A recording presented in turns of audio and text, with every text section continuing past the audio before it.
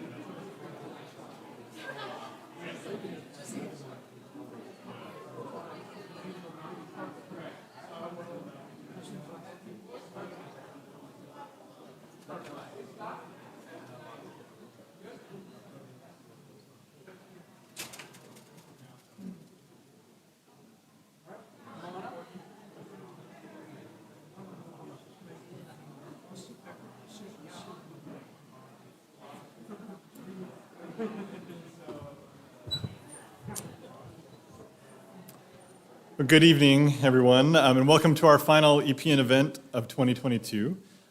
Greetings to everyone here in the room and to those joining us remotely via YouTube. My name is Eric Toman, and I'm the Interim Director of Ohio State School of Environment and Natural Resources.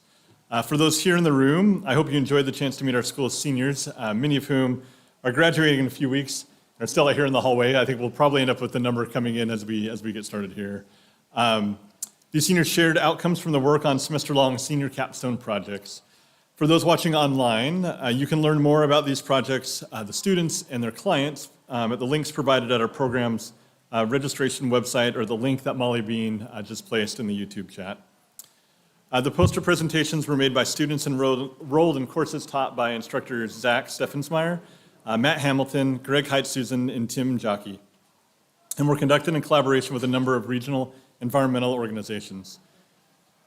Thank you to the many capstone project partners who have joined us today, both in person and those tuning in now online. Several other projects were completed in addition to those featured here tonight. Will all of the professional partners who are in here at this time, who supported a capstone project or served as a client organization this year, please stand up and wave? All right, thank you. Thank you. Thank you for partnering with our school and providing these great opportunities for our students this year. And again, I expect we still have many out in the hallways that are hopefully making their way in, and students as well. Do we have any students in here who presented a poster this evening? If so, please, if you could please stand as well. The lone student who made it in, thank you. Congratulations on your accomplishments as well, and those again in the hallway. We wish you all the best as you prepare for your final exams and the end of the semester. We know this is a busy time of year and really appreciate you being with us. To be mindful of our material waste output, we printed enough brochures for you to share together at your tables in a digital brochure that you can reference on your own devices throughout the evening. Taking a picture using the QR code on your table will bring up a digital brochure on your mobile device. For those on YouTube, Molly is placing a link to the brochure in the chat as well. Please feel free to utilize the chat function in YouTube to post your comments, thoughts, and questions throughout this program. Our team will be reviewing those questions, and we will also take questions from the in-person audience tonight after 7 p.m. Our program brochure lists the individuals who sponsored a student for tonight's EPN activities as well. Thanks to those sponsors, which help us make these programs affordable and accessible to students each month. Also on your table are holiday poinsettias, which were purchased by the EPN late last week from Ohio State's Pi Alpha Psi chapter. Pi Alpha Psi, or PAX, is a national honor society for undergraduate and graduate students in floriculture and horticulture. Their annual poinsettia sale funds educational field trips and professional development training opportunities for students. Over 1,000 poinsettias and hundreds of other assorted holiday plants are featured in their annual sale, and we were happy to support their efforts. And now here is the exciting part. So the poinsettia at your table is free for one lucky attendee at each table. So if you check under your seat now, And some of you, you'll have multiple options since you might have a couple of empty seats on your table as well. But specifically, if you reach into the right side of your chair, you can see if you're a lucky winner. So if there's a yellow sticky note under your chair, you are the proud owner of 1 Pi Alpha Psi poinsettia.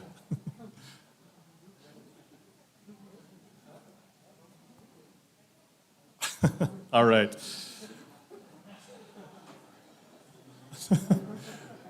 And enjoy. Did we find one at our table?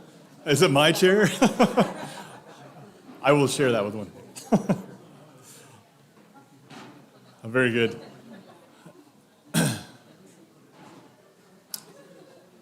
Did I send us all on a wild goose chase? All right. Well, moving into today's program, we have a terrific World Soil Day lineup this evening. We have featuring featuring our distinguished university professor of soil science and director of the CFAES Center for Carbon Management and Sequestration, named in his honor, Dr. Rattan Lal. Also tonight, we are joined by a cross-disciplinary registered dietitian and assistant professor of food and nutrition policy at Ohio State, Dr. Jennifer Garner. We have a special guest visiting us from New Hampshire, Dr. Dorn, who is multi-talented, finding success in many areas, including as a farmer of 250 acres and as the research director for the Wolfe Center for Agriculture and the Environment in Freeport, Maine.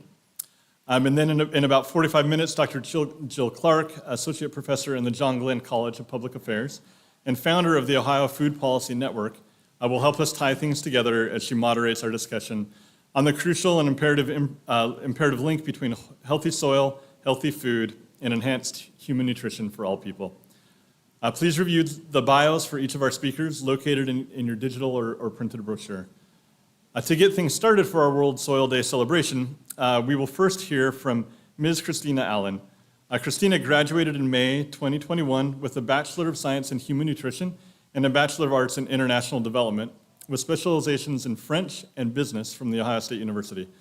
A moral scholar actively engaged in diversity-based leadership, service, and social justice, Christina is passionate about advancing comprehensive care for marginalized populations through nutrition interventions.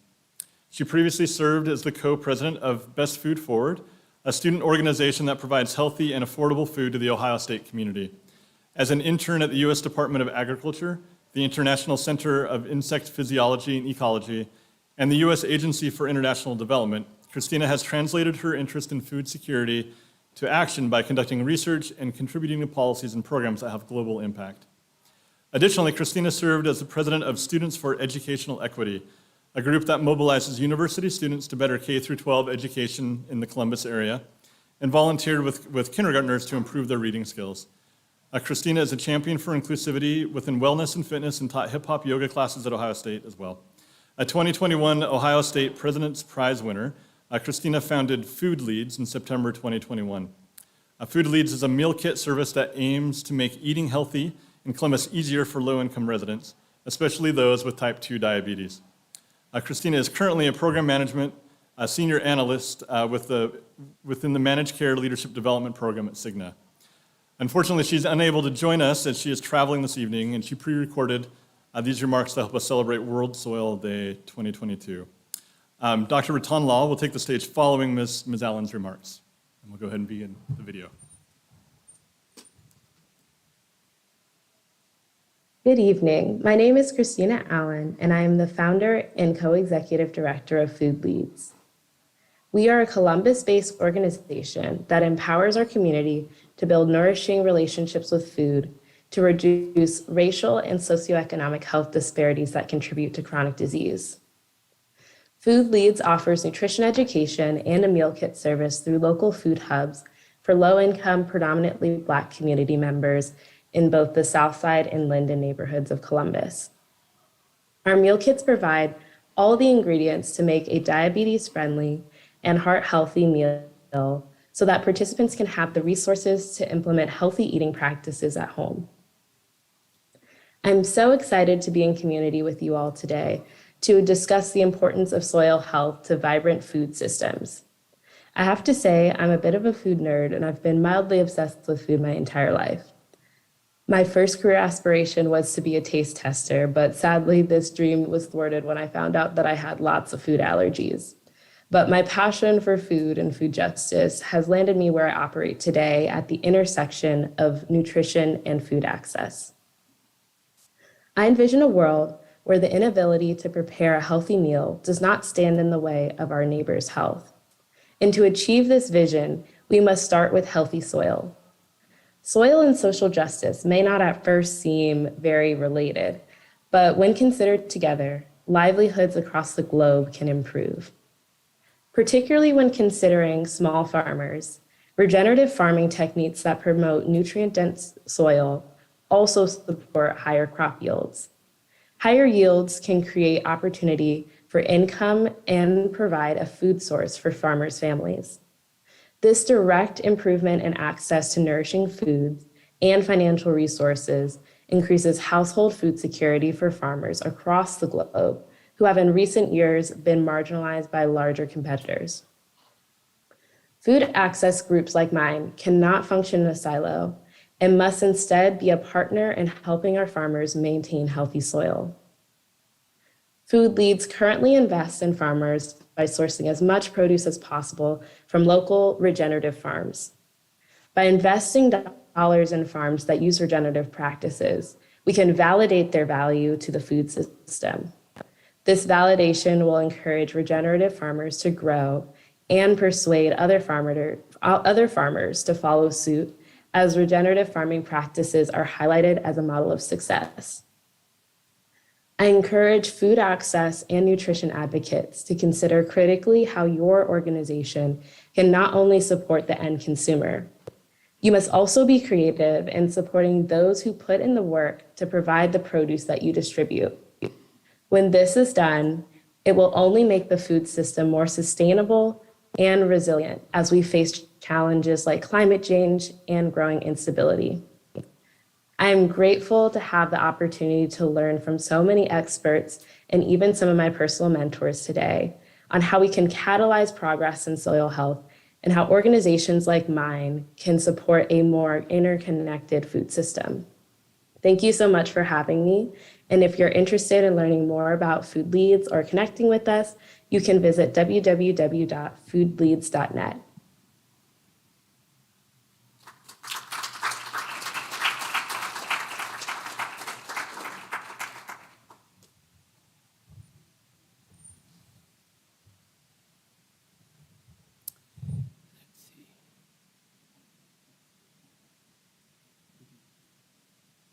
Okay, great. Thank you. It's a great pleasure to be here. Good evening. On the 20th World Soil Day, and I'm glad that School of Environment and Natural Resources, Environment Policy Network, Food Policy Network, and the Carbon Management Sequestration Center are working together to celebrate the 20th World Soil Day. You might wonder why the World Soil Day today.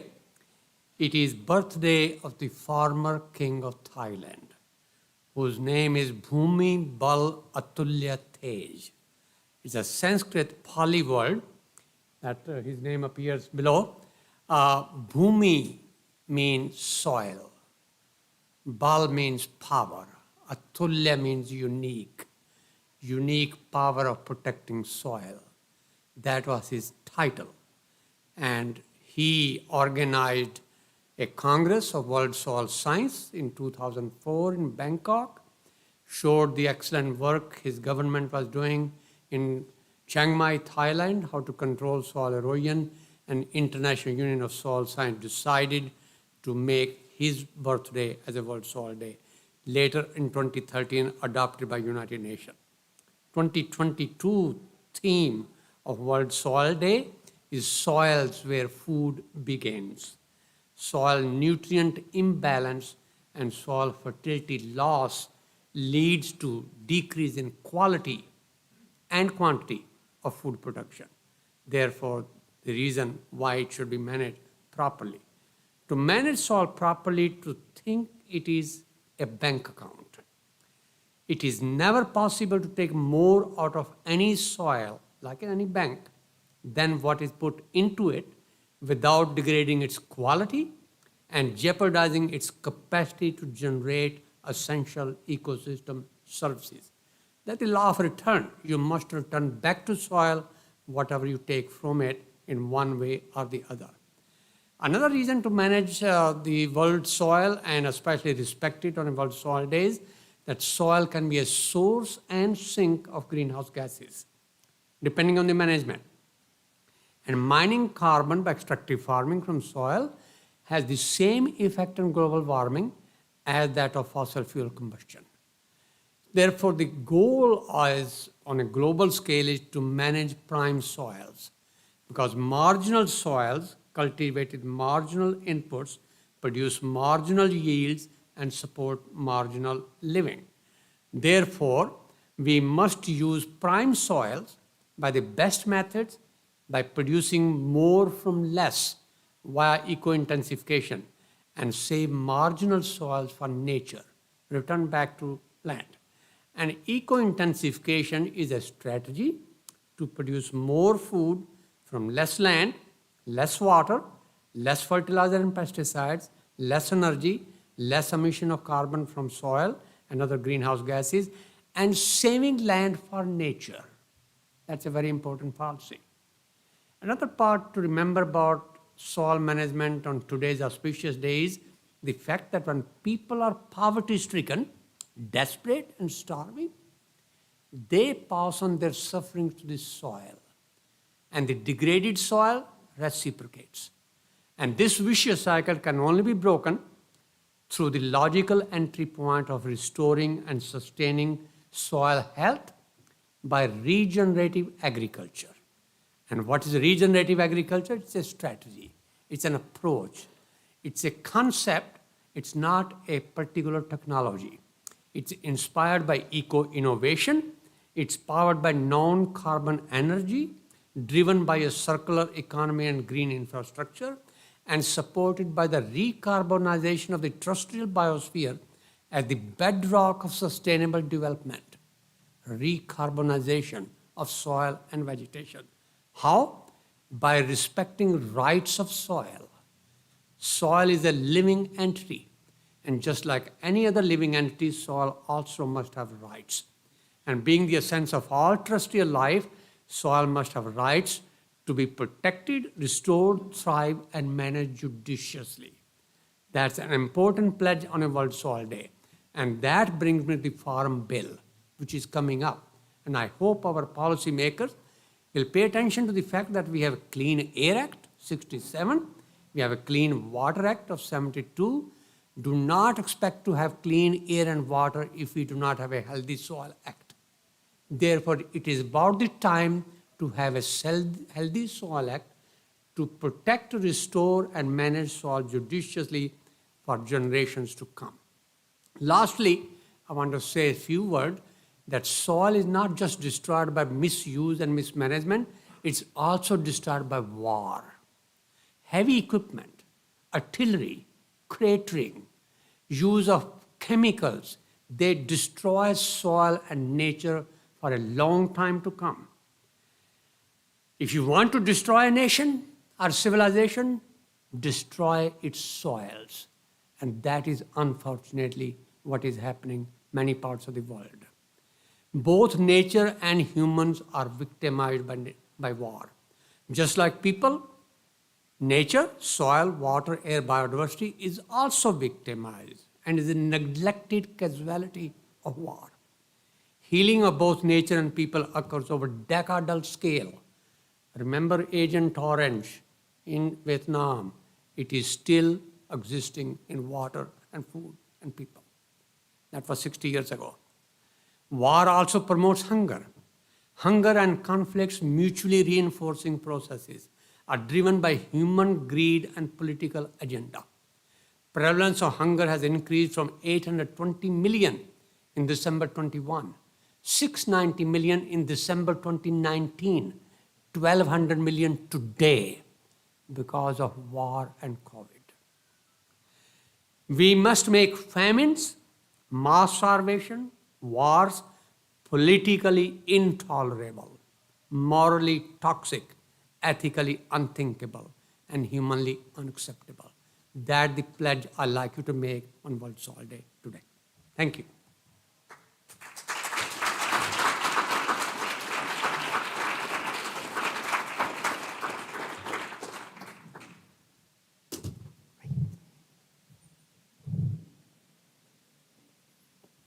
Well, while he's loading that, I just want to say it's also a great pleasure to be here on World Soil Day. And I think it's a pleasure to say, as much as we're in a dire situation, and we certainly have a recognition of more urgency to address our soil degradation, there's also, I can also say with confidence, we've come a long way. We're having this discourse. We have in the public domain these concepts and of regenerative agriculture based on soil health. So I want to celebrate that, how far we've come, but also recognize how far we have to go, and that we're really just getting started. So my name's Dorn Cox. I'm Research Director at Wolfe's Next Center for Agriculture and the Environment. We're just out of Freeport, Maine. Come visit our campus. It's a place where we're really trying to bring together the idea that agriculture is, again, the intersection. It's the way, the expression of how we as people intersect with the environment, the governance of our nature, not only of our land, but our water, the intersection of freshwater and saltwater, urban and rural, and how we define ourselves both in our place, but also how we define and how we work together. And so OpenTEAM is sort of the expression of how we view, how we interact with our environment locally, with how we then translate that into what we're trying to accomplish with agriculture globally. And so we're asking for far more from agriculture now than ever before. It's not just about feeding people. It's not about food, fiber, and energy at this point. We're asking for so much more. We're asking about climate mitigation, climate adaptation, wildfire mitigation, clean water, clean air, healthy, nutritious foods, not just calories. And so all of those require a different approach. It's now not enough to think about agriculture as an industry or an individual enterprise. It's really a shared human endeavor, multi-generational endeavor, and it's a public science. And so that's what the presentation today is really going to be about. Well, if we see this as this shared multi-generational public science, what does that look like?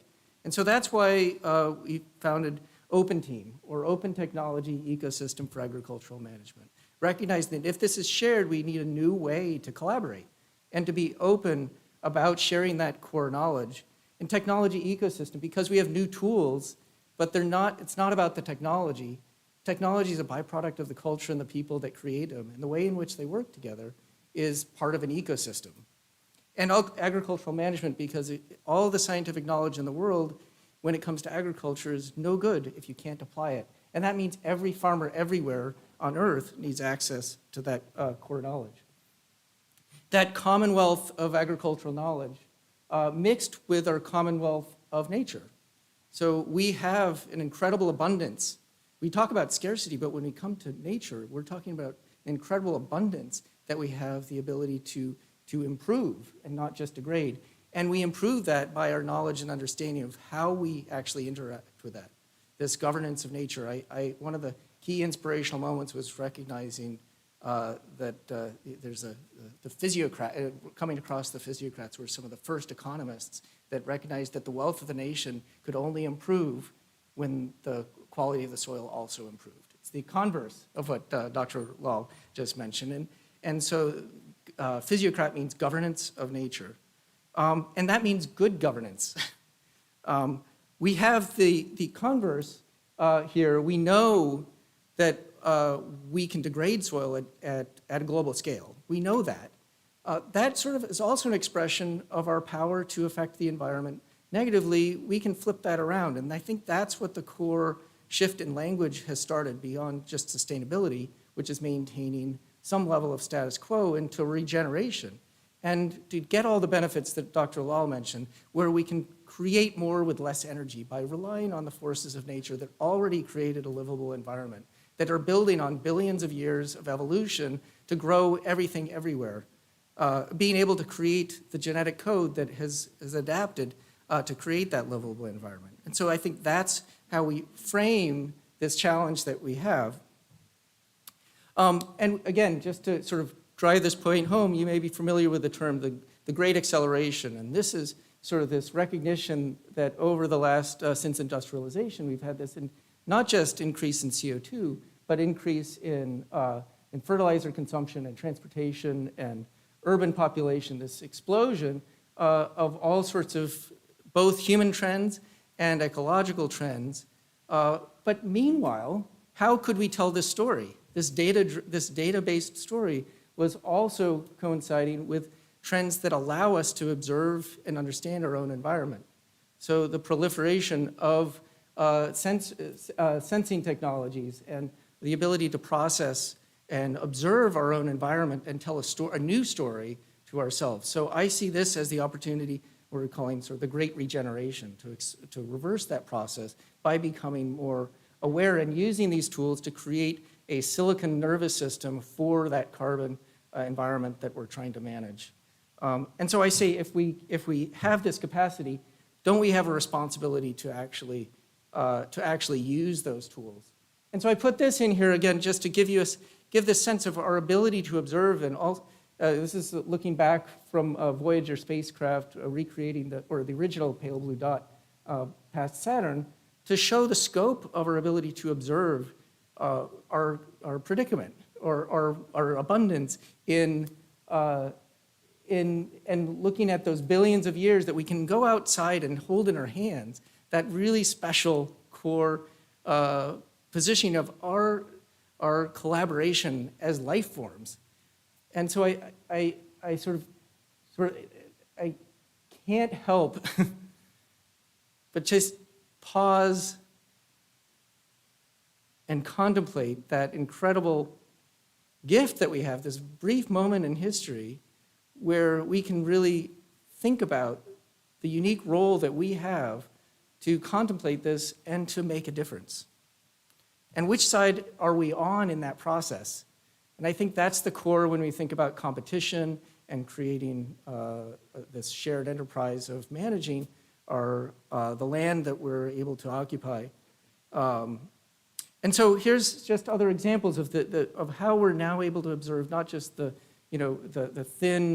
pale blue dot or the thin layer of atmosphere from 90,000 feet, but the incredible management of rice paddies in China. You can see these cellular patterns that we're able to create, and then look down into the subcellular level of mitochondria. I mean, it's baffling and empowering, I think. So where we are right now, I see, is that we can move from some of the language around precision agriculture now into decision agriculture. We have this power. What are we going to do with it? And I say we need to create a democratized access to agricultural knowledge to empower that transformation at all scales, across all cultures and geographies, and make those tools and access to that knowledge ubiquitous, low cost, accurate, and accessible. This is not a new idea. This diagram on the right, and it goes way back further. I mean, there's records of extension in agricultural extension in Egypt.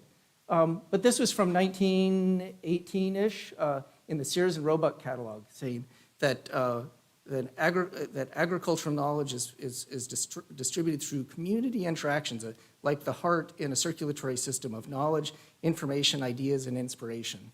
And so that's what we're talking about. And that was just, and we're now seeing sort of a resurgence of that need and a new urgency.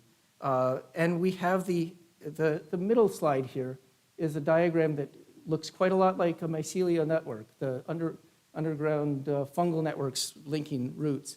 The middle one is a representation of our current knowledge exchange system called the internet, which I'll note, mycelium, millions and billions of years old. The internet, as we've created, is maybe 6,000 days old. So just a drop of a drop. And yet the power is really exciting. So again, OpenTEAM's mission is now to harness those tools to equip food systems leaders with equitable, accessible, interoperable tools to access the knowledge for better soil health.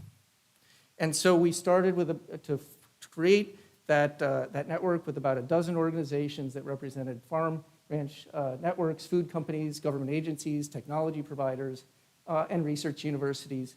And we're now at more than 45 organizations and working really closely now with USDA and others to really build that interoperable system.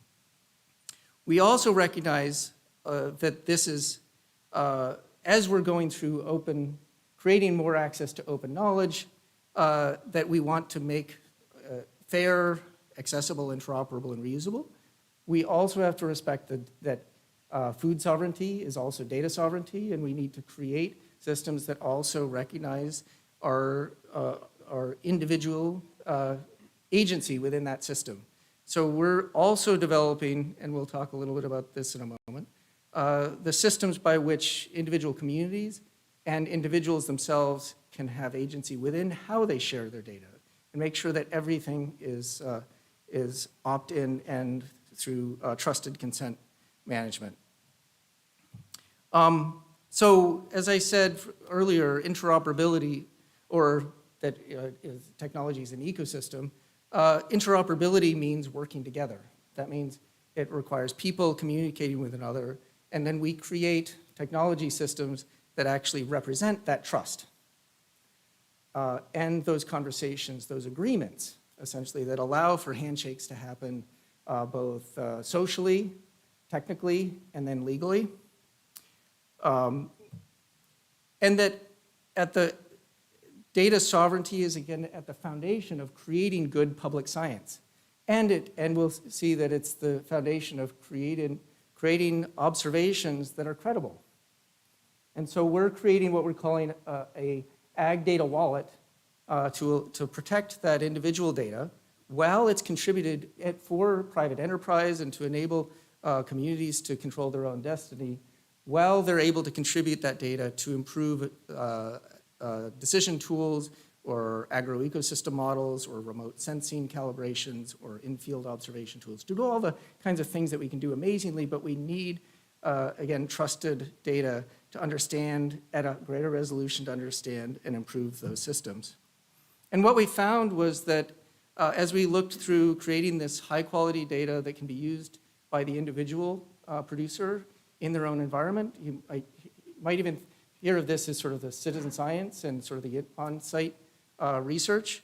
But that high quality data that includes not just the soils information, but what are the social conditions that are actually driving that?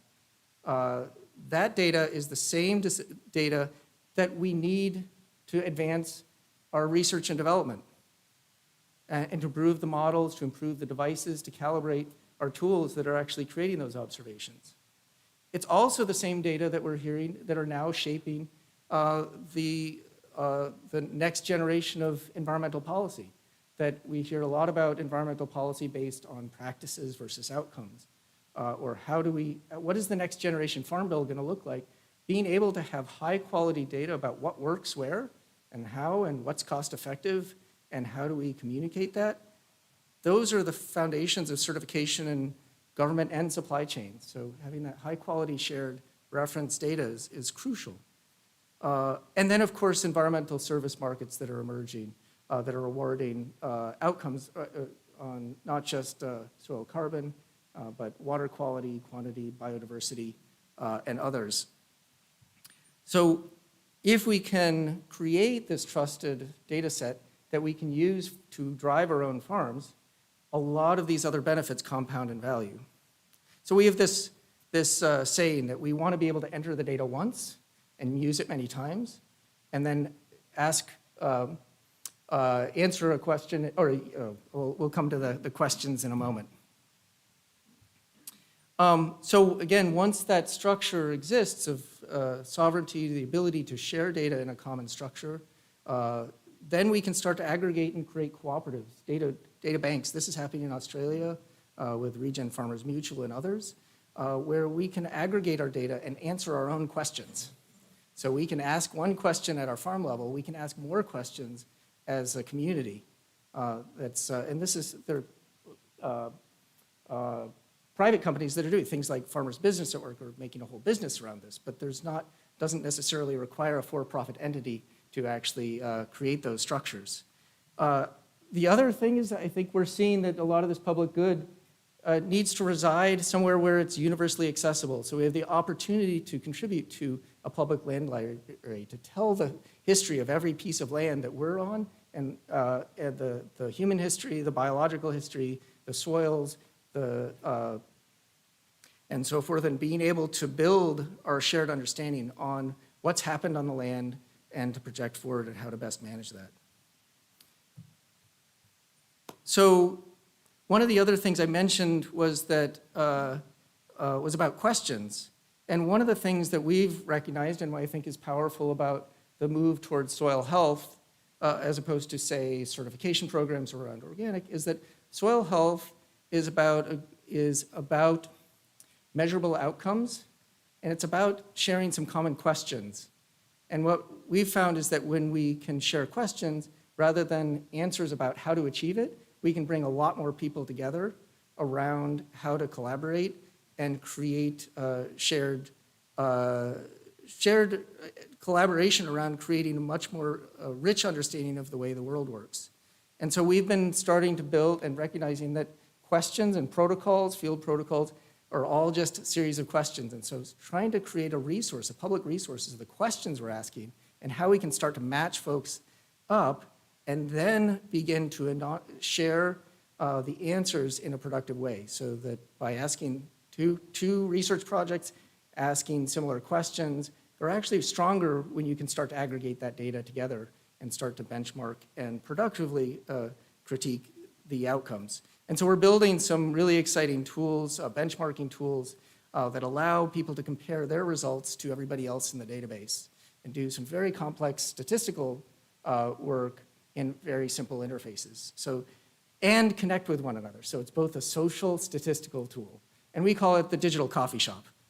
It's about sitting around as you would in your own coffee shop, talking to your neighbors about what works where, but allowing that to happen digitally. And it's also this local to global aggregation and sovereignty is also important as we're trying to move from measuring, again, on-farm or in-field results to aggregating to regional metrics, to national or to international climate accounting.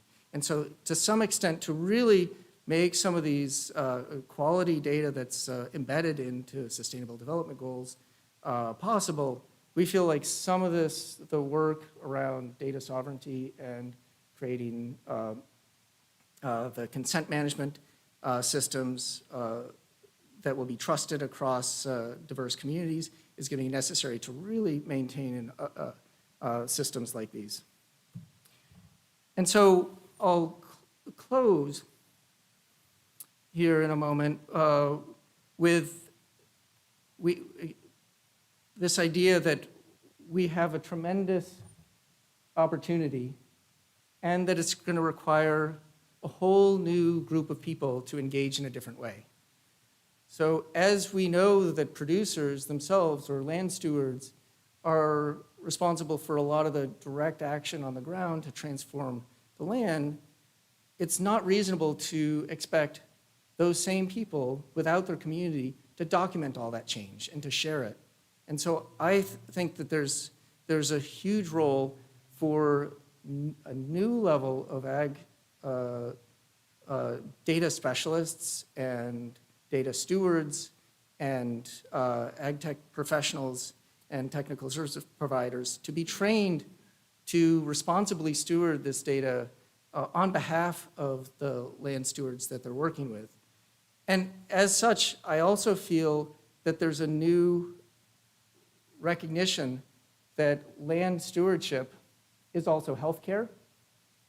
And as Dr. Lal said, it's as rights and as a living being. And so I suggest that it's time that we create the equivalent of the Hippocratic Oath, both for land stewards, but also professionals working in agriculture, to take that oath seriously and our responsibility to care for those who are managing the land, as well as the land and the soil that it supports as well. So with that, I will thank you for letting me speak today, and I'm really looking forward to the discussion afterwards.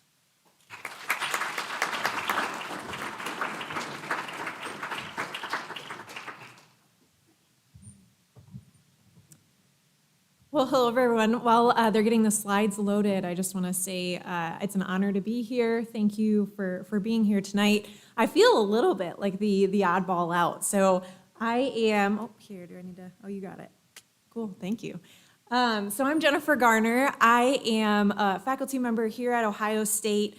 I'm assistant professor of food and nutrition policy, but also a registered dietitian. So I certainly represent the nutrition and health perspective tonight. And I'm looking forward to how, to connecting the dots between what we've all talked about, how we can embrace food system values toward population health. And I'll present a couple of key priorities to focus on and a singular opportunity. So a few years ago, I was asked to chair a task force. Our Academy of Nutrition and Dietetics, which is the professional organization for dietitians, wanted to reestablish new research priorities.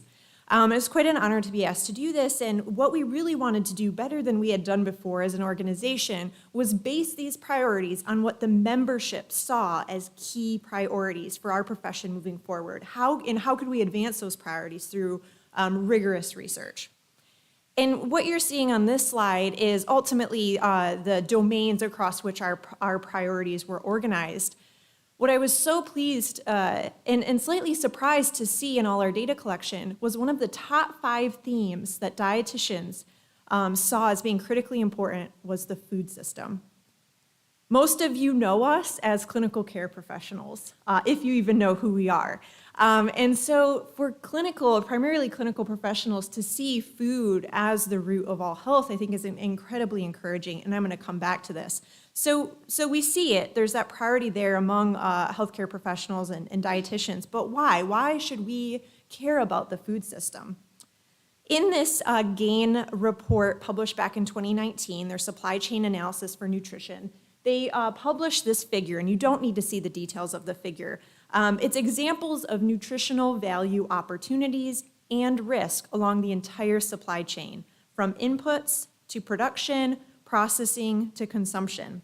And the key thing to notice here is just across this entire supply chain, there are myriad opportunities to maximize nutrition entering the food supply chain, and equally myriad opportunities, or risk rather, where we need to minimize nutrition exiting the food supply chain. So nutrition is critically important, and perhaps I'm preaching to the choir on this, but what is perhaps surprising is that nutrition and other health professionals are embedded more in the supply chain than we might realize. In processing, I have colleagues that work in industry where food is being processed, markets, retailers, increasingly places like Kroger, Meijer, hiring retail dietitians to enhance the spaces in which we make choices about the food that we're eating. And certainly at the consumption and consumer level, we're working around behavior change. And so there are many opportunities there. And so therefore, it's perhaps not so surprising that a subset of our final priorities did relate both directly and indirectly to the food system. And I'm gonna come back, these are just 3 of, I think, 12 or more priorities we ultimately set, and I'm gonna come back to each one.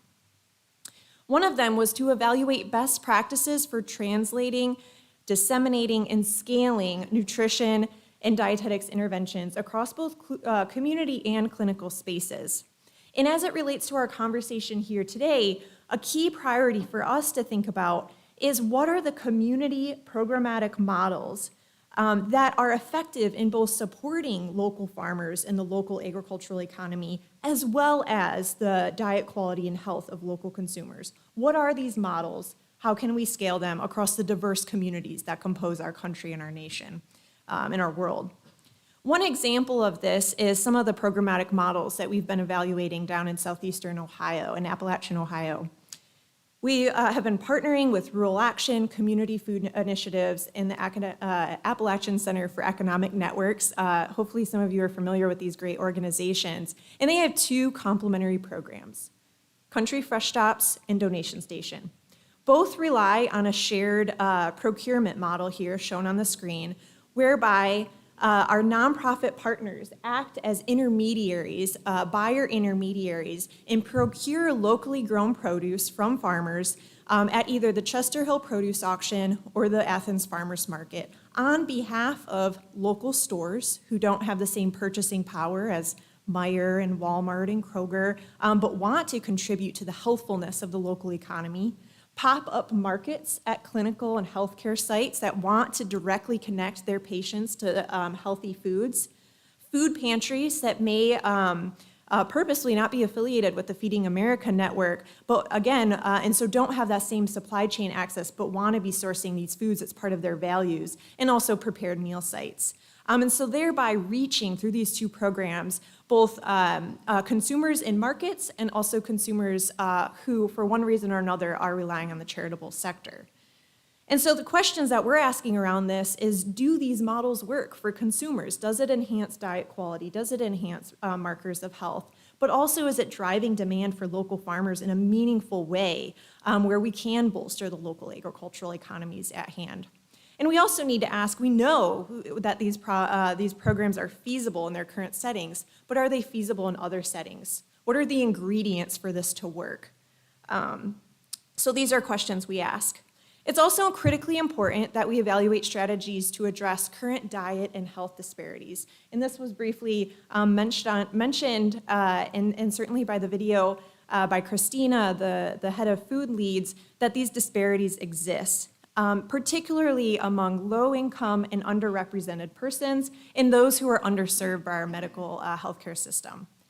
Related to this, one issue that I'm particularly focused on is how do we advance and understand models for addressing food insecurity and related disparities. And what I'm going to try to convince you right now is that food insecurity is a critical root cause of so many disparities and needs to be addressed in our conversation about supply chain and agricultural advancements. For those not familiar with food insecurity, it's been kind of in the community parlance now for a couple of years because of the pandemic, unfortunately, and so many households facing food insecurity. What it is when households are uncertain or unable to access enough food for their household. And this isn't even healthy foods, this is just food.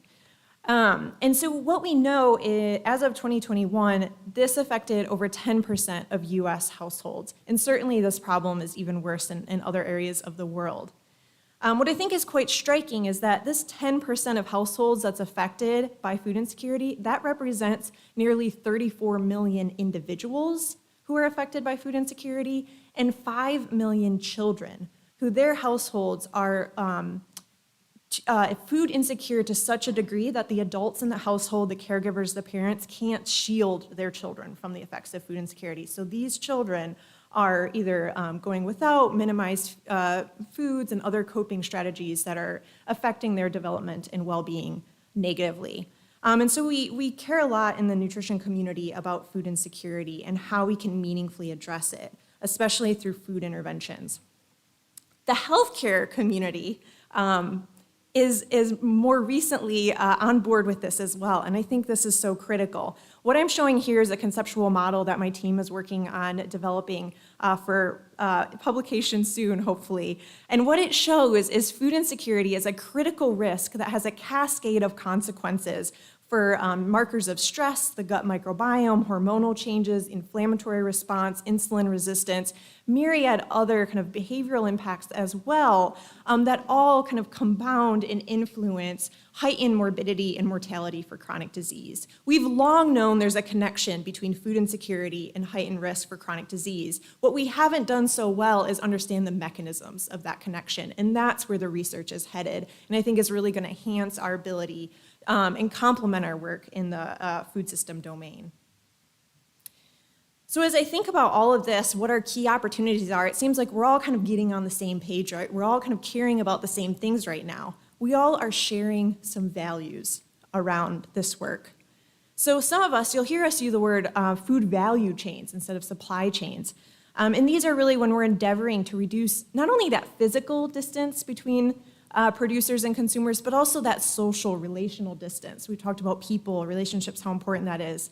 Aligning values and specifically supporting the procurement of health-promoting foods like fruits and vegetables. What's I think so interesting here is the parallel with that language shift in the healthcare sector.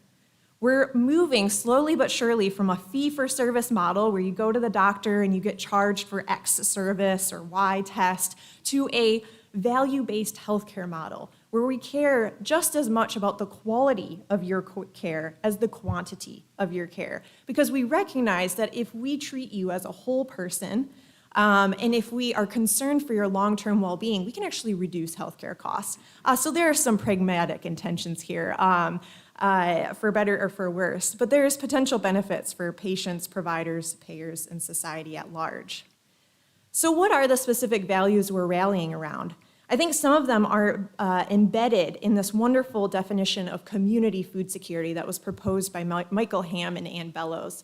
And they propose that what a community should look like, really, community food security is when all community residents can obtain a safe, culturally acceptable, nutritionally adequate diet through a sustainable food system that maximizes community self-reliance and social justice. So these are some of the values at hand that I think we're all rallying around.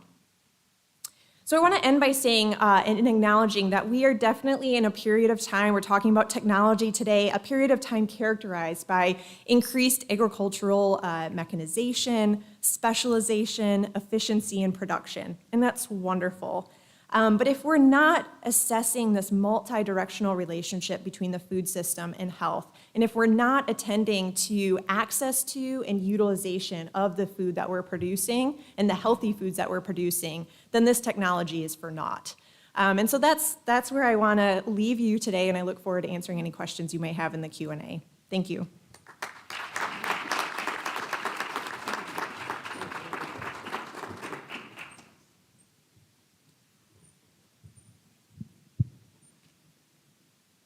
Well, thank you so much to our speakers, and thank you to all of you for being here.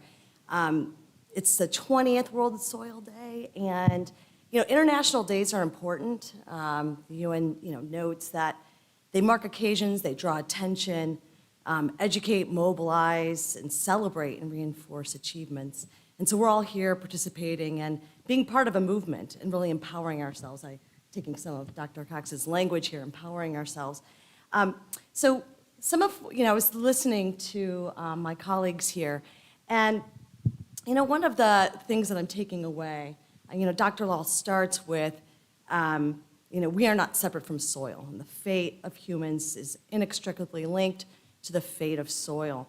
And neither are we separate from one another. So Dr. Garner reminds us community is more than individual parts, building community through food, that eating is not separate from producing, and the concerns, we cannot separate them. And then Dr. Cox, building community sovereignty through knowledge and access to knowledge, and that technology is not separate from us. And together, all of this just suggests that we need to get away from binary thinking and from the either or, and rather get to hybridity and both and complexity, togetherness.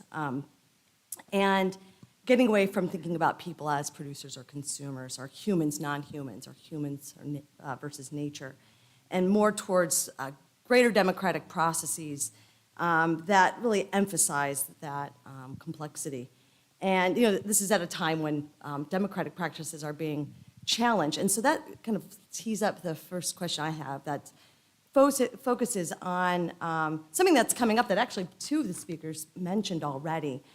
So it's Farm Bill season. I mean, it always feels like it's Farm Bill season, but right now, it's the time when things are making their way into marker bills. And so you can either speak to the Farm Bill, or maybe there's just a different opportunity or key leverage point to build shared values that get away from our silos, that look at the linkages between food, soil health, and human nutrition. So opportunities are key leverage points.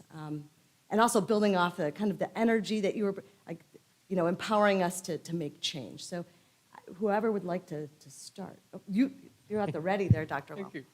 I really enjoyed presentation by both colleagues here. I do want to say agriculture has done a great job in producing more than 3 billion tons of grains. I think we should, rather than focusing on yield per se, we should be focusing on nutritional quality of the food. So it's a nutrition-sensitive agriculture. I think that's a very important part, and that brings us back to the linkages between food and health. And I think it does not matter which scripture you pick up, they will all tell you food is medicine. When food is right, medicine is of no need. And when food is wrong, medicine is of no use.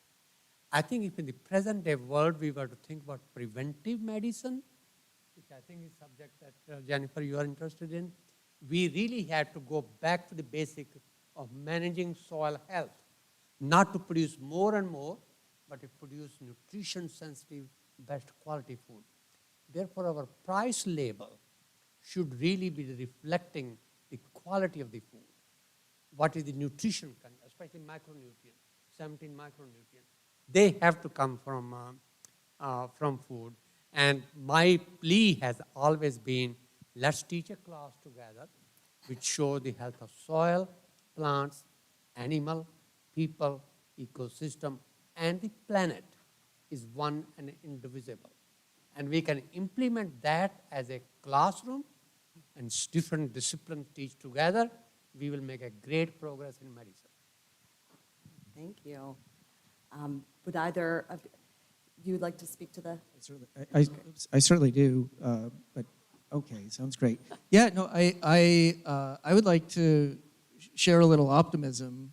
I've certainly seen the last two farm bills move from very little mention or no mention of soil health into really seeing, perhaps it will be this one or the next one, but a real transformational sort of structure or thinking about how the Farm Bill is framed. And I think it's a really great opportunity and a great vehicle for some of what we're talking about today here is linking nutrition, because so much of it is about nutrition, with some of what Dr. Lal is talking about is focusing not just, as you say, on production, but moving a lot of the subsidies or payments into or contingent on environmental improvement or participation in climate smart practices. And part of the reason I'm so optimistic is that a lot of the recent bills around climate smart agriculture have been really nonpartisan and really widely supported. And one of the big changes for me just a couple years ago was to see this transformation when Richard Stallman, who was the former head of Farm Bureau, introduced Al Gore in Washington to talk about regenerative agriculture. So that to me was a fundamental transformation in the dynamics as we head into the next decade of agricultural policy. And so and then we were backing that up with the recent $3 billion plus that's going into the climate smart, the Partnership for Climate Smart Commodities Awards, which is really a down payment on how we can transform our agriculture into a positive environmental effect. And I think there is finally the tools, and we're seeing the demand, I think, from the science that we need to make this publicly available, to make these claims credible, so that we can get to the kinds of things that Dr. Lal is talking about. So we can have not just that nutrition label or that nutrient density, but also all of the environmental sort of scores that have credibility. So we can start to decommodify. So it's not just about the product that you're eating, but what are you getting? What are you creating when you're purchasing that product? And that's not just all on the consumer. I think I'm also seeing a willingness, a demand at the large food company side for that kind of information. And that's all of that, I think, leads up to potentially a transformational farm bill. If we can't get it all in this one, I think that's the direction that we're headed. Thank you for that. And so this theme of framing and reframing has been really important in some of the responses thus far. And so I'm going to actually add to the question, Jennifer. The U.S. government is actually starting to reframe the way we talk about food security to nutrition security. And I'm wondering if you see opportunities within that reframing that they're doing. Yeah, absolutely. So it's probably a term that more and more of us have heard is nutrition security, but in case you're not familiar with it, nutrition security encompasses the idea of food security, which I defined earlier, but then it adds on this idea that we also need to be concerned about diet quality and health equity. So it really gets to that diet-health connection. And so with the heightened interest in nutrition security, we just had the White House Conference on Nutrition, Hunger, and Health. We're seeing massive investments, both private, public sector investments in these nutrition security initiatives. And as that relates to the Farm Bill, for the past couple of Farm Bills, we've seen heightened investments in what we might now call food as medicine initiatives. So the Gus Shoemaker Nutrition Incentive Program, for example, where we have farmers market incentives for different eligible populations, and produce prescriptions programs is another kind of hot topic right now. How can we create connections between, the healthcare sector and the charitable or retail food sector to connect people with this basic resource of food? So I think those areas are going to continue as we heighten our focus on nutrition security. I think we'll see even greater investments in the GusNet programming and nutrition incentives and in produce prescription. But I want to caution us when we're thinking about this, as we think about preventative care, in order to get a produce prescription, as that is technically defined, you have to be prescribed that by a healthcare entity. And we know that there are massive inequities with regard to diet and health outcomes, but also healthcare access. So who is never getting that prescription? Plenty of people. And we're seeing these programs roll out, like we're evaluating one here in Central Ohio, and it's wonderful, it's a great program, but some of the earliest clinics to take it on were your endocrinology clinics, for example, where individuals who are already managing diabetes, 1 in 2 adults has either diabetes or prediabetes, are being prescribed this nutrition intervention. So this is good, but it's still reactive instead of proactive. And so I think we need to invest in these reactive interventions, but also think more preventatively. Well, in your use of food as medicine, it brings us back to where we started, and I think we're going to have to talk about this class that we'll teach across colleges. Yeah. And actually, nutrition security. I mean, one of the central themes in there is bringing an equity lens to that work. And so I want to ask you all, how do you bring an equity and inclusion lens to your work? As the U.S. government is now thinking about that as far as food security, and we start to think about this both institutionally, organizationally, individually, in our classroom, but specifically in your research, what does it mean for you to take an equity and inclusion lens? Maybe I'll begin by it. First of all, farmers, land managers, foresters, ranchers are the biggest steward of the natural resources: soil, water, air, climate. Therefore, we want to make sure that we reward them for doing better agriculture, so that they can make agriculture a solution to not only environmental issue, but also health issues. And rewarding farmer for ecosystem services that we are demanding from them is a very key component of the equity. I heard Secretary Vilsack talk at the farm, the COP27, and I had a great honor to talk to him, that 93% of the farmers, land managers in the US have to find a job elsewhere to make both ends meet. So if we were to really reward farmer for doing, not producing the maximum, but producing high quality nutrition sensitive food, that would be a great step forward.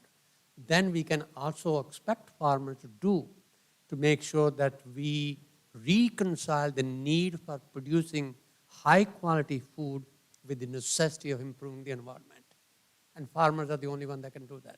And that's a very important part of the equity. The second part I want to mention is, while there are 1,200 million people now because of the war and COVID, which are hungry, out of which 45 million in the US, 2 million in Ohio. In Ohio, 500,000 are children. Something, it's not a faraway corner, it's right here problem. We have more than 2 billion people in the world who are malnourished, especially mothers, young children below 5. And they suffer from anemia and micronutrient deficit. And good source of micronutrient and nutritional food comes from a healthy soil. So it goes back to rewarding farmer for improving soil health.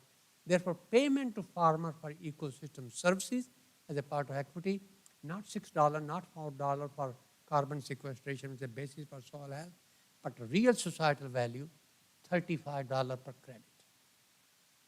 If injecting carbon a mile below from a chimney of a power plant compensate people for $50 a credit, why not farmers?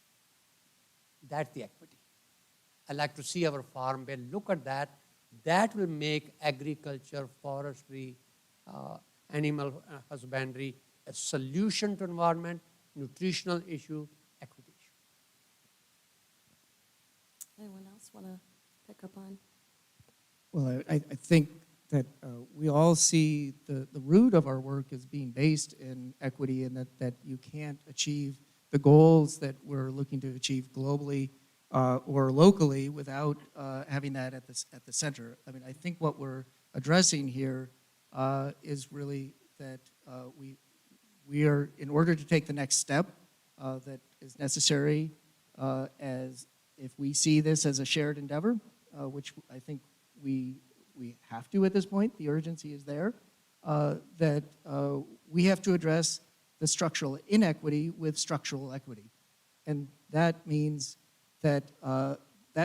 universal access to the best possible knowledge to grow food, the best food, the best soil health knowledge anywhere by anyone who has the capacity to do that. And so I think, and not leaving that to the whims of marketplaces, but building essentially a utility on top of which people can build enterprises, but not competing on the way things work, but creating access to that knowledge commons to help improve the health and well-being of all. So I think it's at the center, and that means creating design processes from the beginning in terms of how we create and make the tools that are actually created accessible. So it doesn't mean sort of creating consumers, it actually means co-creation and engagement with the communities with the tools that they're going to actually use in the field. And that takes time, that takes trust, but it needs to be built into the process.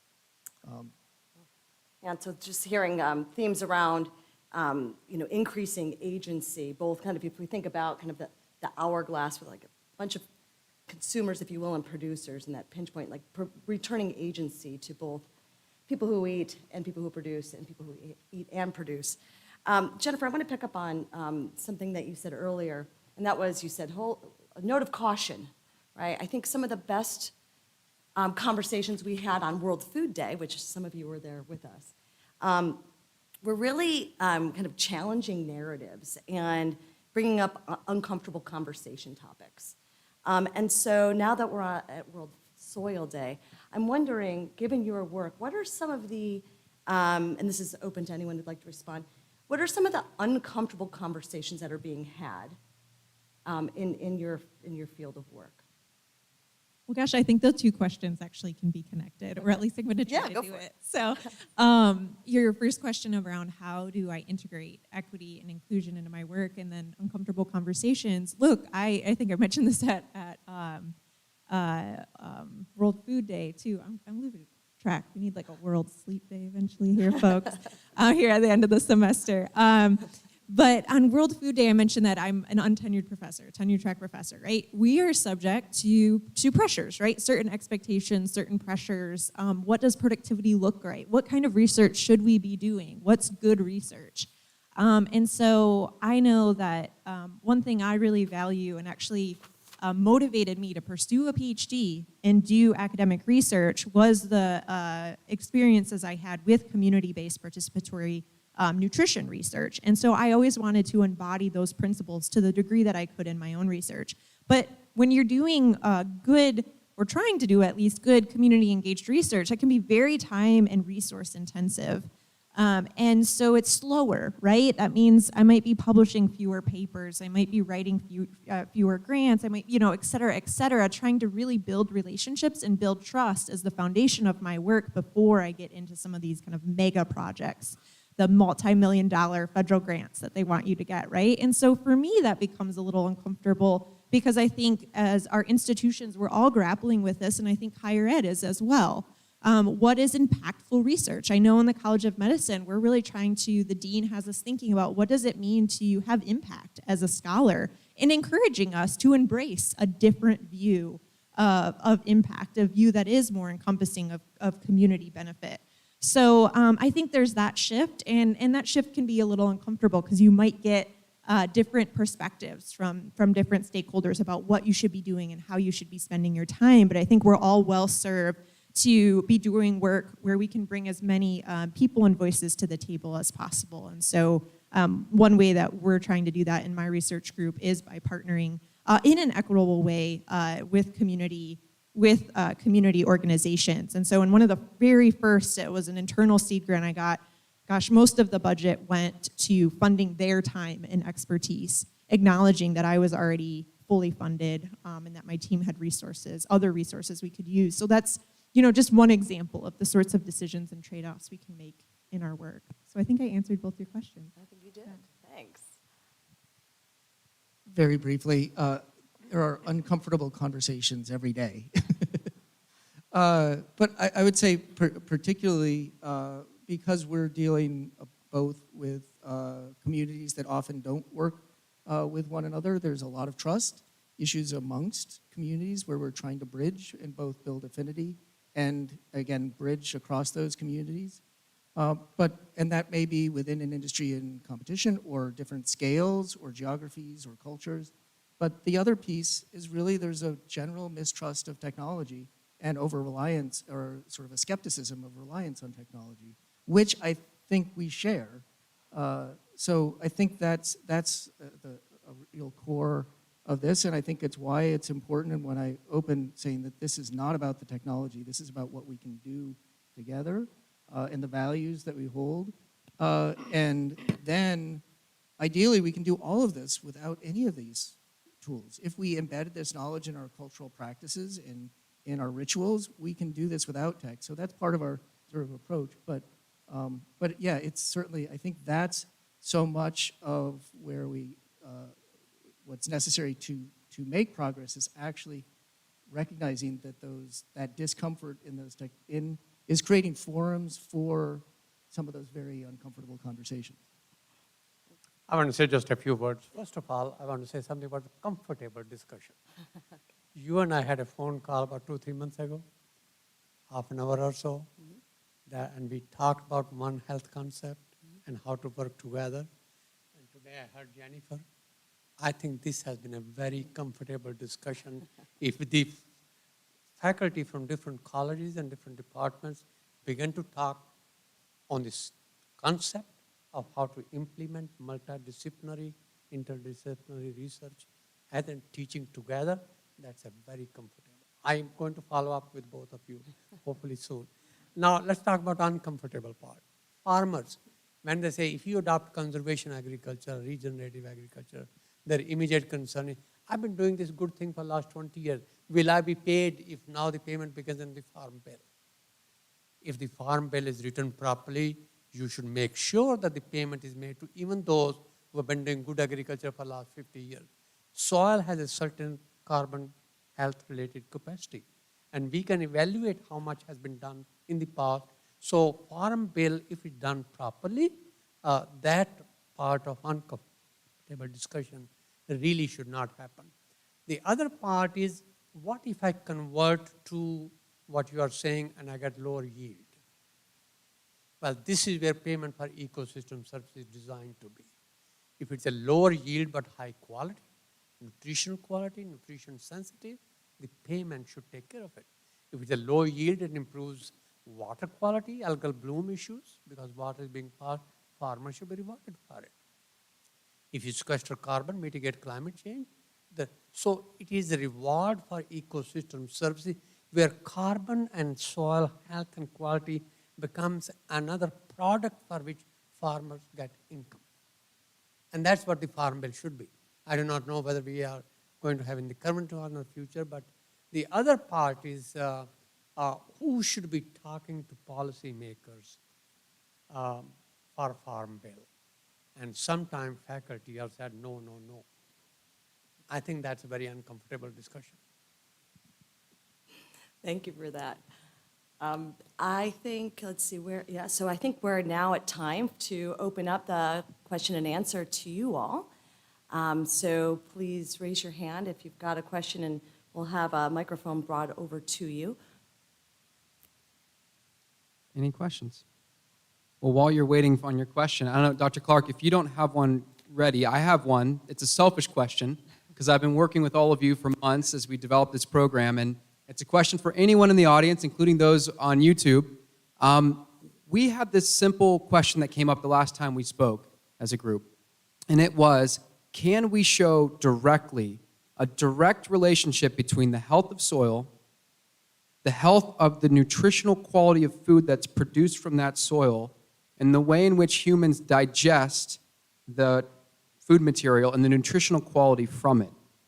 Is there a scholar, or in your scholarship, do you know of an example where we can draw a very clear through line between those things?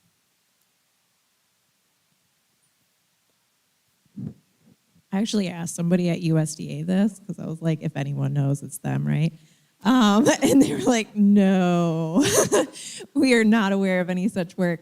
But I think that that's such a huge opportunity for us. So I would love if someone in the audience knows otherwise, but I was asking around and we're still fairly siloed. We're kind of connecting dots in a meaningful way, but to actually trace like a single micronutrient from the soil to the food product, through processing and storage where some of that might degrade, so then you're retesting the nutrient quality through how it's stored in the home food environment, and then how it's prepared, and then how it's metabolized, because each of us has a different, kind of genetic composition and ability to like I said, metabolically utilize those nutrients, right? So that there are studies along each pathway, but none that kind of connect the dots to my knowledge. I'll try to answer Joe's question. Joe, are you listening? I just didn't want to make sure that you don't miss it. Yes, in Norway, Sweden, Scandinavian country, strontium deficiency. So wheat being fertilized specifically to improve the nutritional quality of strontium. Zinc biofortification. When there's a zinc deficiency in food, biofortification of zinc is a very important part. Iron deficiency. So any crop physiologist will tell you that plants have to withdraw nutrients, all those 17 micronutrients, from a soil. And plants have to withdraw water from soil. So combination of water and nutrients, they are both related to soil organic matter content, which is the heart of soil health. So yes, there is a link, and there are countries where biofortification to address the I have a colleague at University of Life Sciences in Norway who is working on that project. Many other countries, I can give you the example. If you go back to 50, 60 years ago when plant physiologists were studying how to look at the deficiency symptoms of plants, of course, the leaf which bear the corn ear, if you take it, cut it at an initial silking stage, take its concentration, which depends on what's available in soil, that is what is translated into nutrient going to the grains. Yes, there is a direct relationship between human health and soil health. There was one president of Soil Science Society of America in 1938. I'll give you a name in a moment, or maybe Klaus will remember who it was. He promoted dental health through soil health. And I think this is where we keep on coming, that rather than having discipline on soil health being taught by one, human health taught by somebody else, medicine taught by, there should be at least some class that links those and answer that question that you're asking. Just briefly, because I think the question was a straight line. I think that's the really exciting part here, is that we're still in that sort of exploratory phase here, where I think certainly sort of laboratory science can help, but we're also, it really is sort of where we are still understanding the mechanisms and what part of soil health is really the driver. And I know that those are some of the data sets that are starting to get assembled with sort of the bionutrient the Bionutrient Institute and so forth has been gathering that. And what I can say, because I know some of the folks in the lab, are that you can't draw that line right now in the data that they have, but the variability is remarkable, and it's not tied right now to direct practices or soil health indicators yet, but that it's orders of magnitude difference across products that look identical, whether it's spinach or carrots or apples. That's I think for me that was the big message, is that there's a huge driver that's part of the next frontier, is really understanding those dynamics. Really briefly. I want to embellish really briefly because you said, you can take, like, say, an apple that looks identical and it can have vastly different nutritional profile, and that's a limitation in nutrient analysis right now in dietetics research, is because we use data sets that make an assumption about the nutrient profile of what you're eating. If I had one apple, we're going to assume it contains this much fiber and this many, vitamins, et cetera, based on averages, right? 30, right. Exactly. And we don't collect data necessarily in our dietary recall work and food frequency questionnaires about kind of the source of that food and how it was grown. And so that's probably a key frontier as well. Do you have a question over here? I just wanted to ask or elaborate on the quality over quantity concept and bring in to perspective, or just ask for more conversation on the economic gap that kind of stands as like a big problem in this agricultural utopia, right? Like, we can say quality over quantity, but unfortunately our economy typically values quantity over quality, right? If everyone could afford organic food, they would buy organic food. So there's some equity involved in that. But then also, I know Dr. Lal mentioned ecosystem services kind of offering that offset of price, but we also know that ecosystem services are historically undervalued in the economy. So kind of just like addressing that problem of the economy on, like, realistically, it's not going to be easy to value quality over quantity when the entire economy values quantity right now. So I guess it's not really a question, more like a topic, but. Can I answer briefly? We have 5 billion hectares, 40% of the all surface of the earth under agriculture, of which almost 4 billion is for raising livestock. 70% or more of all water withdrawn by human is used for agriculture. 1/3 of all greenhouse gases come from food production systems. And yet we have a problem of nutrition availability. And so we really have to go back to completely different thinking. I do not see any reason why to produce 3 billion tons of grains, of which more than 1 billion ton reach no stomach. You and I, eating food here, every year emit 800 kilograms of CO2 from food waste, each one of us. There is no reason to produce food when you want to waste 50% of it. That's crime against nature. I would rather produce less, high quality, do not waste, and eat properly and healthy. Protect the health of nature as well. I think this is a different thinking.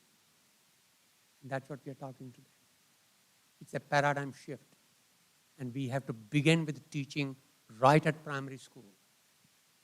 I wish I'd brought my book with me, kindergarten book, alphabets. We have to begin there. Our alphabet should be environment oriented. We take environment and water and soil for nature. We call soil a dirt and treat it like dirt. And then dirt, when it is treated like dirt, reciprocates.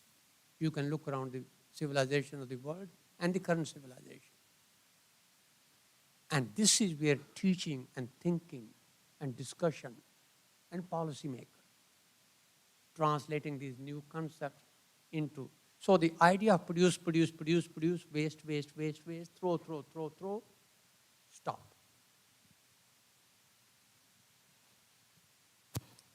Yeah, I'd love to, and I think part of the solution here is also about the political economy at the local level of food distribution and the way it's valued, and also being able to democratize access to some of the systems that have actually created incredible efficiencies in supply chains that can be applied locally. But and so there's that side, sort of take things as they are and make marginal improvements. I think there is an opportunity there.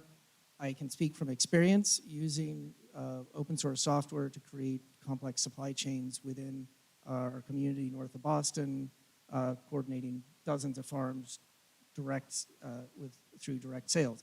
That's a different, and I think that could be, we were talking to farmers in Cuba that could use the same basic system for how do you match buyers and sellers more efficiently and create and own the infrastructure that actually delivers the end value. Because as we know, we hear the major farm organizations complain about the small value that farmers get from the end commodity product, cents on the dollar. There are scenarios in which you can flip that around and have your customers come to you. So there's that's one piece of it. But I think the bigger thing that I see is more what Dr. Lal is saying is really flipping the paradigm, which is that agriculture is not about scarcity economics.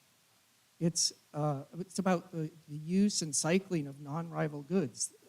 We have abundant atmospheric water. We have abundant CO2. We have abundant nitrogen.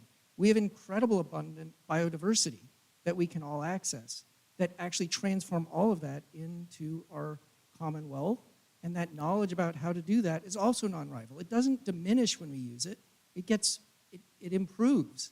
So there's an economics where you use the resource and it gets better, but the way our current system is structured doesn't recognize that fundamental nature. And I think that's where we're still getting through some of the challenges with ecosystem service markets, which treat agriculture as sort of even terms sequestration, like it's coming out of smokestack and you're just trying to reduce net bad, as opposed to what's the upside of creating health.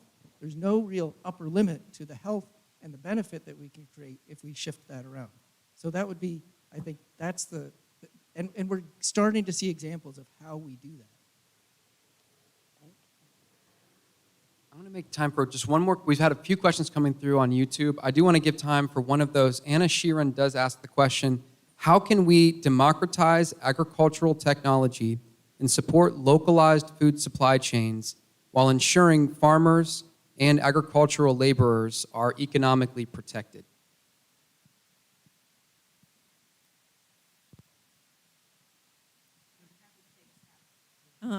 First, Anna, I'm so glad you're watching. Anna's one of, in my food security class, actually, if this is the same Anna. So democratizing resources, I'm not sure I have an answer for that. I think that's probably more on Dorn's area. But as it relates to protecting farmers in the local food system landscape, I know that's something, actually, we talked about uncomfortable conversations. One thing that we're increasingly interested in the models that we're evaluating is that nonprofit collaboration. You have organizations that are agriculturally oriented, wanting to maximize the livelihoods of farmers. And then you have nonprofit organizations that might be focused on the charitable food sector, right? And really focused on the consumer and food access and kind of maximizing their resources when purchasing local agricultural goods. And so how do they work together effectively to kind of find a middle ground? And one of the ways that they do that across Ohio is through these produce auctions. And that's been an increasing area of research. I, of course, I'm not an economist. I'm, don't work in the agricultural realm. So through interdisciplinary partnerships, I'm working with colleagues to understand, do these produce auctions, and some of you in the audience probably know more about these, how are they helping to drive demand and meaningfully support local farmers in a way that can be kind of individually meaningful for their farm, but also meaningful at the regional level, while also being a really important source of aggregation of healthy foods for these local food initiatives. So I think that's kind of one, it's not necessarily a technology, but it's a mechanism, if you will, these auctions whereby we might achieve that. I'll take a quick stab at this, to talk a little bit about something I haven't really touched on. So I've sort of talked about the open source nature, but open source is is really about relying on not NGOs, but really collaborative governance, governance organizations that are non-state to help create and steward the common infrastructure that actually creates the environment for productive enterprise. So this is not about anti-business. This is about how do we create the shared common resources to build better productive enterprises on top of that, those resources. So, and that requires rules, it requires structures, and it requires equitable participation in the creation of those. And so it's not an accident that the internet is actually governed by a lot of non-state governance entities that actually make that possible. And this was certainly tried. There's if you look back at the charter of organizations like the FAO, their ambition was incredibly grand. What we have now is a shadow of what it was intended to be. I think there's an opportunity to relook at some of the ideas that were really expressed at that point coming out of World War II, and how do we empower as we're decolonizing at that point, how do we empower all people with this common knowledge and create wealth from our land and natural environment development through reconstruction of our soils and natural systems. I think that again, if we look back, there's an incredible toolkit to do that, but it requires reimagining not big bureaucracies, but really nimble, community-driven representative entities that can hold those values to create the environment for really viable enterprise. I saw you taking some notes, so can we have the last word? Okay, you get to have the last word of the panel. Thank you. Very briefly. First, market-driven payment to farmer for ecosystem services. We did have a Chicago Climate Exchange. It started in 2000 or 1999 at $1 a credit. Credit is 1 ton of CO2. The price went up to about $4 in 2004, and then it collapsed to 20 cents a ton. Why did it collapse? There was nothing wrong with the market, demand and supply, everything was fine. But there was a lot of supply, but no demand for carbon credits. Why there was no demand? US never accepted cap on burning fossil fuel, which was accepted in the UK and in Europe, EU countries. So EU countries, the price was €30. Here was 20 cents. So I would say unless we control the fossil fuel emission, to say that the market will deliver the price that the farmer should be paid is going to pay nothing to farmers and nothing going to change. 20 cents still, go look at the Chicago Climate Exchange. So pay for societal value, not market-driven ecosystem services until we control the fossil fuel combustion. The second part I want to mention quickly is we must focus on strengthening local food production system. That is something we have learned from COVID. One home, one garden is not a bad policy. Other consideration is urban agriculture. We should be really promoting urban agriculture. We got mega cities, city of more than 10 million people, a city of which are 35 of them in the world now. A city of 10 million requires 6,000 tons of food a day. Tokyo with 40 million, you can multiply that by 4. So we must produce food within the city limits, but recycling water nutrients which are brought in from. That means skyscraper for non-soil agriculture. So agriculture has to be very, very different. So urban agriculture, mega cities, payment for ecosystem services, and rewarding farmers for what they do is really the thinking of the day. Well, thank you. And so I think I'm hearing, first of all, soil needs to be a public concern, right? That one of the ways, I think you start out by saying, I'm kind of like the oddball here. No, actually, I think what we've heard is some consistent values between all of our panelists and a call to practice values around democracy, fairness, complexity, quality, and then also kind of prefiguring the kind of conversations and the tough questions that we want to have by doing that practice together, and we're doing some of that here. Building trust, pushing boundaries, innovating. Exploring, there's lots of humility in that exploration, and it sounds like we're looking for some PhD students. I don't know, sounds like something that needs to happen. With that, I'm going to turn it over to Dr. Toman to wrap up for this evening.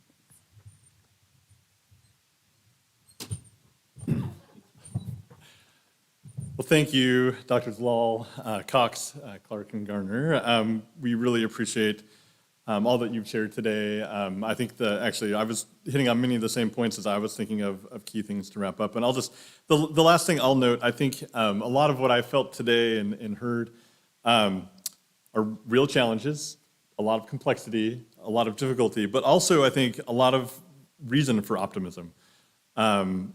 Optimism for the future at being able to find ways to address these complex and real challenges.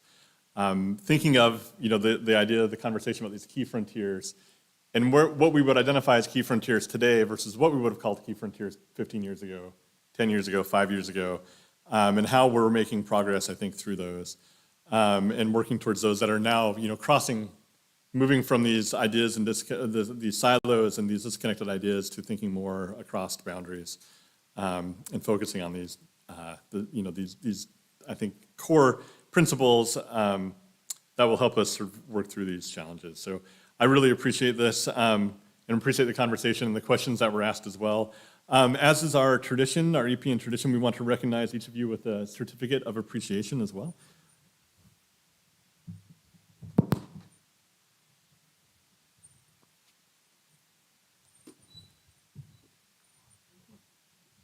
These are to acknowledge your work to help us learn and to shape the world for the better, and we thank you for that. So we've had some conversation about maybe some difficult or uncomfortable conversations.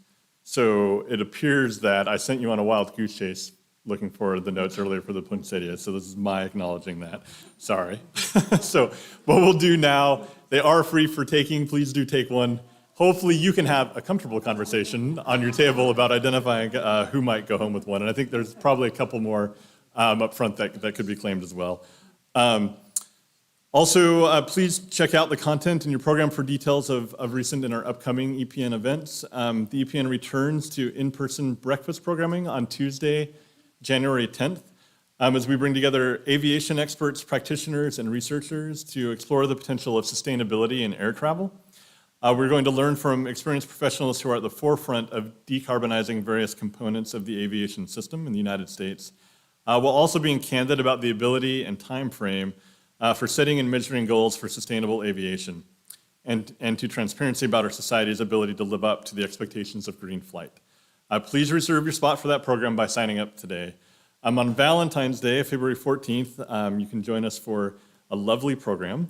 Exploring the dramatic increases in tick and mosquito populations and the associated disease spread in the Midwest due to ecosystem and habitat restructuring, climate change, and related factors. Experts from various agencies and research stations will provide critical information on these topics and help us bite back at an emerging public health crisis. Registration will be available for our February event in the coming weeks. These programs, like all our EPN programs, will be live streamed for free via our YouTube channel. This EPN breakfast dinner and evening tonight is an official zero waste event. So while you are making your way out the door or clearing off your table, please pay close attention to the zero waste signs and instructions posted above the waste receptacle bins to determine if your items belong in the compost, recycle, or trash bin. Thanks again for joining us this evening, and we hope you have a nice remainder of your week, and please join me in thanking our panel once again.